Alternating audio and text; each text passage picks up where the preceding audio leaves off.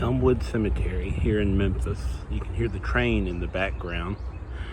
The train today goes under the entry bridge so that visitors here at the cemetery don't have to stop. But way back in 1869, the cemetery wasn't quite like it is today. There was a north and south entrance.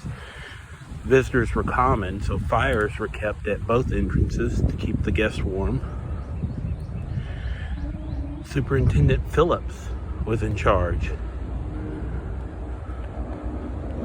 Superintendent Phillips, you may recognize that name if you know the cemetery at all. Just beyond these trees are the Phillips Cottage. The first portion of the cottage was built in 1866 as the superintendent's cottage.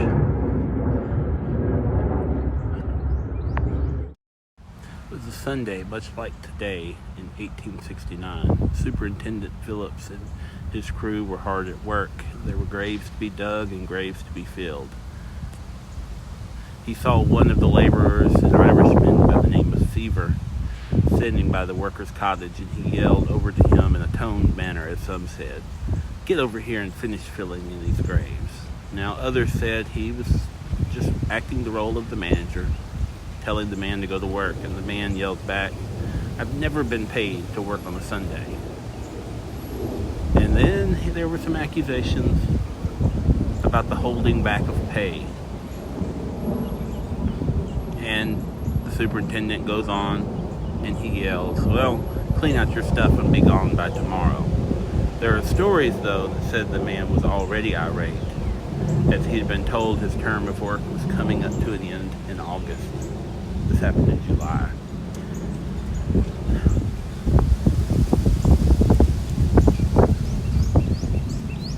A few moments later, as the superintendent and the other laborers had gone to finish the work, Seaver reappeared, this time in a new dressing and hat.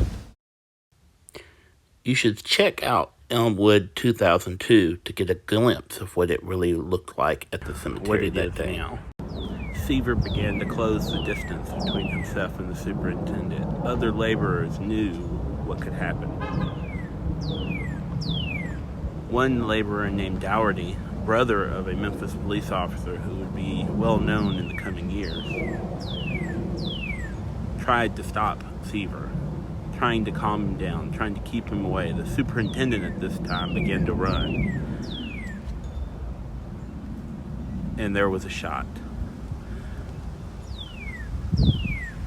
When it was over, Dougherty laid on the hallowed ground of Elmwood. The superintendent. But as Dougherty laid, the superintendent went one way, Seaver went the other way. There was a lady at the gate of the cemetery that day, and as the superintendent and others yelled $100 for that man, the crowd took off running, Seaver having a good head start.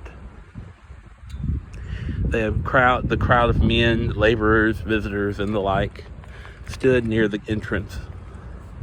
And she says, "He went this way." And they all took after, approaching a field of evergreens. One could easily hide, and the crowd did not follow. The superintendent, in the meantime, had gone to his cottage and ordered that his horse be saddled. He made his way to the Causey station, the Memphis police station. Now, the street now is called 3rd and Linden. A 6 or 7 minute drive is what my GPS says it's from here, but that, of course, is long gone.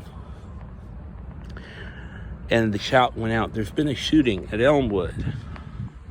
One of the officers that first encountered the superintendent said, "And where was your shotgun?" He said, "It was over a quarter mile away on the other side of the cemetery." And the police boarded their buggies and made the scene some 30 minutes after the shooting.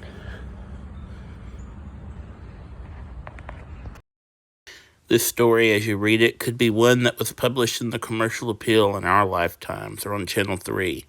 It seems so much of the fear, it feels like it's new, yet we need to look back at history and see what can be learned. The superintendent's letter is very telling. It's showing the age of chivalry where he dare not be seen as a coward,